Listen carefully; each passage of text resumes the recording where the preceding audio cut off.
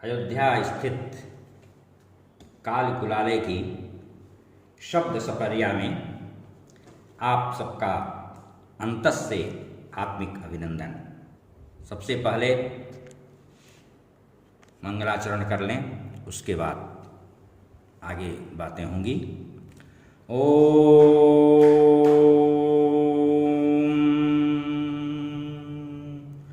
हरि ओम।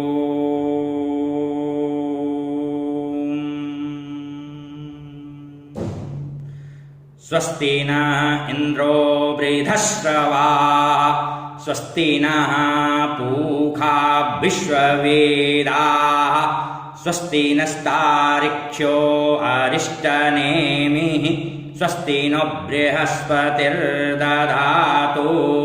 प्रेषदश्वा मरुतः पृश्निमातरः शुभं यावानो विदधे कुजग्मयः अग्निर्जिह्वा मनवः सूरचक्षसो विश्वेनु देवा अवसागमन्यः। ओम। तो कल धन धान्य की समृद्धि हेतु, सुख समृद्धि हेतु देवयोनि के यक्षों के विषय में हम लोग बातचीत कर रहे थे। उनके विषय में विस्तार से सुने। आज उन यक्षों के जो राजाधिराज हैं, यक्ष महायक्षाधिपति कुबेर, उनके विषय में हम अपनी प्रस्तुति करने जा रहे हैं।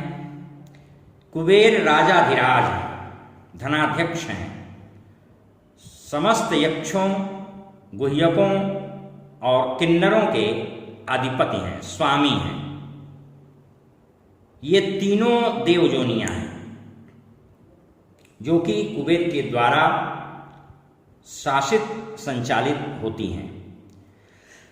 कुबेर 9 निधियों के स्वामी हैं। अब विषय विस्तार के पहले हमें यह भी जान लेना चाहिए कि वह कौन कौन सी 9 निधियां हैं। यह जानना भी बहुत जरूरी है। पद्म, महापद्म, शंख, मकर, कच्छप, मुकुंद, कुंद, नील और वर्चस, यही 9 निधियां हैं और इन सभी निधियों के स्वामी कुबेर जी हैं। इनकी विस्तृत कथा मार्कंडेय पुराण में भी उपलब्ध है और भी कई स्थलों पर, विभिन्न स्थलों पर, आर्ष ग्रंथों, धर्म ग्रंथों में, पुराणों में आपको प्राप्त होंगी। इनकी यह एक विशिष्ट उपयोगिता है साधकों के लिए और इन पर पूरी तरह से कुबेर का शासन रहता है। इनकी सिद्धि पद्मिनी विद्या के द्वारा की जाती है। यह साधना सिद्धि की एक महती विशिष्ट प्रक्रिया पद्धति है। एक निधि भी सिद्ध अगर हो जाती है तो साधक अनंत वैभवों से संपन्न हो जाता है और यह उपलब्धि बिना कुबेर की कृपा के संभव नहीं होती। कुबेर संसार के सभी वैभवों के अधिष्ठात्री देवता है। महाभारत में तो यहाँ तक कहा गया है कि कुबेर के साथ भार्गव, शुक्र तथा धनिष्ठा नक्षत्र भी दिखलाई पड़ते हैं। अपार अनंत वैभव एवं गुप्त निधियों है इन तीनों की समान रूप से कृपा अत्यावश्यक होती है। वैभववाद की प्राप्ति करनी है, ऐश्वर्य की प्राप्ति करनी है, और वो भी थोड़ा नहीं अतुल, तो इन तीनों की संयुक्त उपासना का विधान धर्म ग्रंथों में, आर्ष साहित्य में उपलब्ध है, और उस विहित विधान का सम्यक आचरण करते हुए हम सफलता के शिखर तक पहुंच सकते हैं। अष्टलोकपालों में कुबेर भी सम्मिलित हैं। महर्षि पुलस्त्य के पुत्र विश्रवा मुनि ने श्री भरद्वाज की पुत्री इलविला का पाणिग्रहण किया था, और उसी से कुबेर का जन्म हुआ। ब्रह्मा जी ने इन्हें संपूर्ण संपत्तियों का स्वामी बनाया। तदनंतर अपने तपोबल से शिव की सम्यक उपासना से उनको प्रसन्न किए, और उत्तर दिशा के लोकपाल हुए। इनके 3 चरण हैं, अष्टदंत हैं और तुंदिल शरीर है। कहीं कहीं श्वेत वर्ण के रूप में भी इनका ध्यान मिलता है। वैसे तो ये विशेष रूप से पीतवर्णिक हैं, गदाधारी हैं, और देवलोक ही नहीं प्रत्युत पृथ्वी में भी जो अक्षय भंडार है सबके स्वामी कुबेर ही हैं। उनके अन्य यक्ष उस जमीन में स्थित निधियों की पल पल सुरक्षा करते रहते हैं। इनकी साधना प्रसूत कृपा विशेष से ही साधक को भूगर्भ स्थित धन अर्थात निधियों की प्राप्ति होती है। ऐसा साधक जमीन में कहाँ कौन सी निधि है, कितना खजाना है, उसको अपने प्रयोगों के द्वारा, तांत्रिक प्रयोगों के द्वारा आसानी से जान लेता है, उसकी जानकारी कर लेता है। ये मानव की तपस्या के अनुरूप अनुकूल उसी अनुपात में कोष का प्रादुर्भाव और तिरोभाव करते हैं। तो जैसा कि मैंने पहले बताया, भगवान शंकर की कृपा से कुबेर को उत्तर दिशा का अधिपति और अलका नाम की अलौकिक पुरी तथा नंदन वन समान चैत्र रथ वन एवं विशाल दिव्य सभा प्राप्त है। महाभारत सभा पर्व के 10वें अध्याय में राजाधिराज कुबेर की सभा का विशद वर्णन प्राप्त होता है। अलकापुरी को ही कैलाश सारा, वसुसारा, वसुधारा तथा वसुस्थली आदि अन्य नामों से भी अभिहित किया गया है। और यह इनकी पुरी है।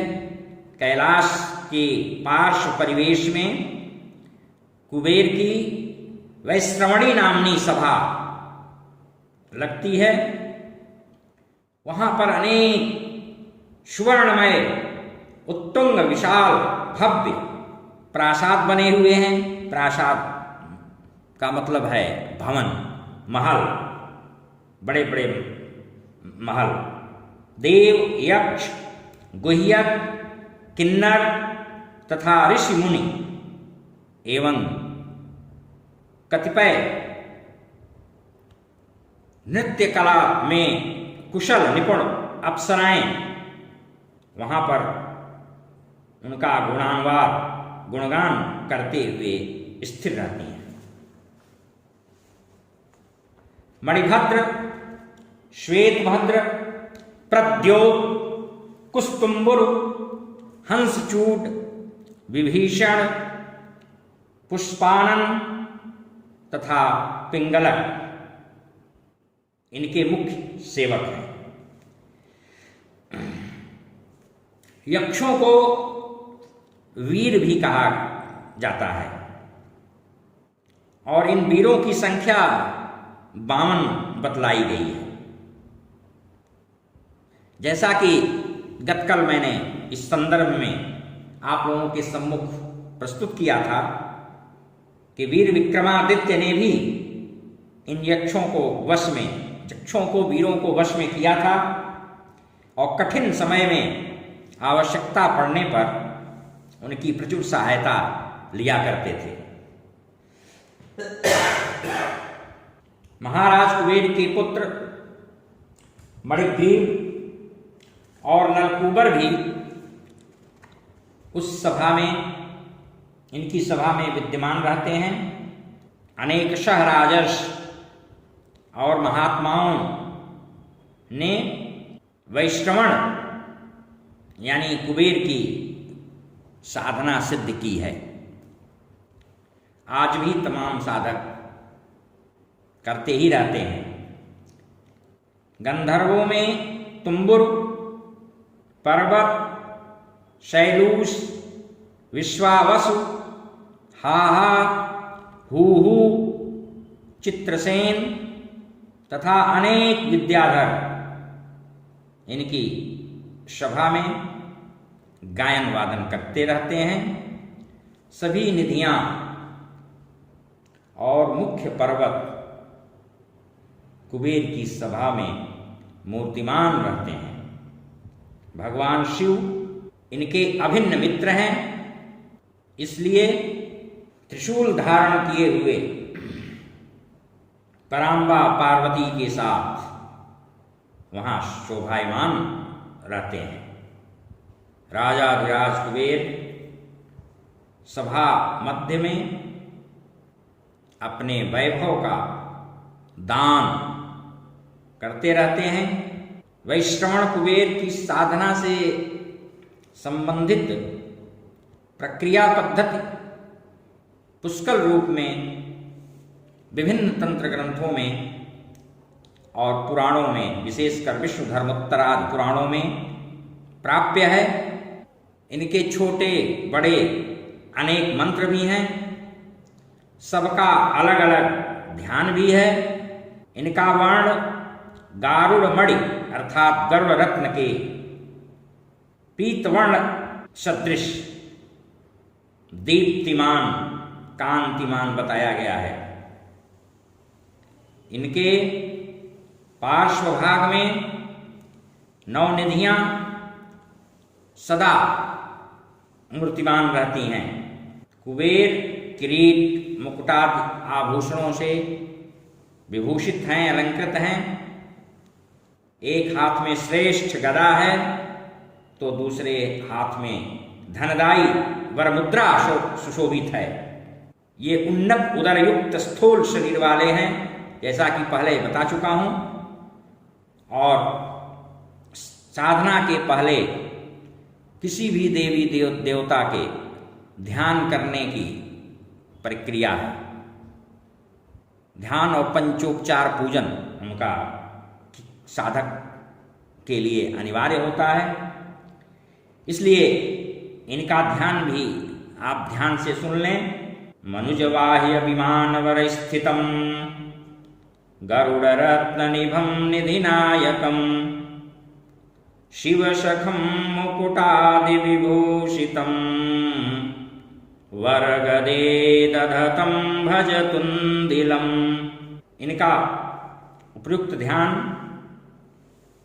और मानस पंचोपचार पूजन पूर्वक निर्दिष्ट मंत्र का नित्य 35 माला जप रुद्राक्ष या मूंगा की संस्कारित माला पर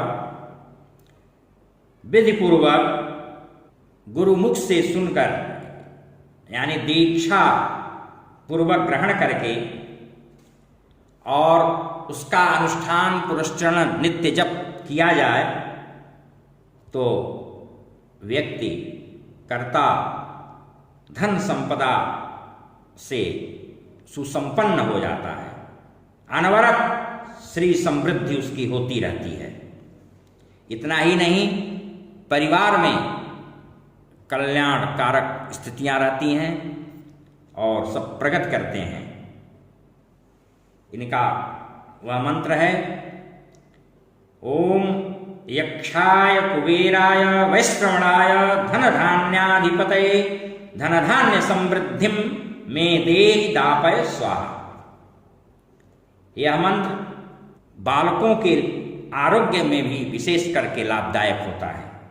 इनकी साधना विशेष फलवती होती है और यह मंत्र अगर सिद्ध हो जाए तो जिस घर परिवार में छोटे बच्चे अस्वस्थ रहा करते हैं या उनके ऊपर बाह्य पीड़ा हो जाया करती है तो उनको आरोग्य लाभ मिलता है। यह पूरी तरह से प्रामाणिक है। और आगे चलें तो जितने भी प्रायः यज्ञ यज्ञादि संपन्न किए जाते हैं उसमें 10 दिक्पालों का भी पूजन किया जाता है। उस पूजन प्रक्रिया में उत्तर दिशा के अधिपति स्वामी के रूप में कुबेर की प्रतिष्ठा पूजा होती है। दीपावली के शुभ मंगल अवसर पर तो गणेश, लक्ष्मी और शुभ लाभ के साथ कुबेर का पूजन अनिवार्य रूप से भारतीय सनातन परंपरा का अविभाज्य अंग है। धन त्रयोदशी को भी इनकी सविशेष पूजा का विधान है। और इतना ही नहीं, प्रत्येक यज्ञानुष्ठान में मंत्र पुष्पांजलि प्रदक्षिणा अभिषेक के अनंतर आचार्यगण ओम राजाधिराजाय प्रसह्यसाहिने नमो वयं वैश्रवणाय कुर्महे इत्यादि मंत्र का विशेष वाचन करके, पाठ प्रार्थना करके आशीर्वाद देते हैं। इस प्रकार पूरी तरह से यह प्रामाणिक है कि कामना की संसिद्धि करने में वैश्रवण कुबेर सर्वसमर्थ हैं। व्रत कल्पद्रुमादि ग्रंथों में फाल्गुन शुक्ला त्रयोदशी से वर्ष पर्यंत प्रतिमास शुक्ल पक्ष की त्रयोदशी को कुबेर व्रत के अनेक विधान निर्दिष्ट हैं और उनकी फलश्रुतियों में कहा गया है कि इनका उपासक सुख समृद्धि से संपन्न विपुल अर्थवान हो जाता है और परिवार में आरोग्य का अभिवर्धन होता है, दुख दारिद्र्य दूर होता है और अंततो गत्वा साधक अनंत अक्षय ऐश्वर्यवान हो जाता है। आपत्तियों से उसकी रक्षा होती है। साधक में सहज स्वाभाविक सौम्यता, शांति आदि सात्विक गुणों का सन्निवेश होने लगता है। भगवान कुबेर सबको सुख समृद्धि शांति प्रदान करें, इसी मानसी समीहा के साथ हरि ओम। शांति शांति शांति।